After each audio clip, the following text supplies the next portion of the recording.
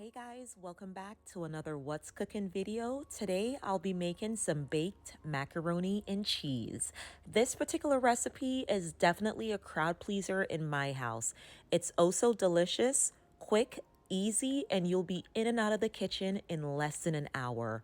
If macaroni and cheese is one of your comfort foods, go ahead and save this recipe for later.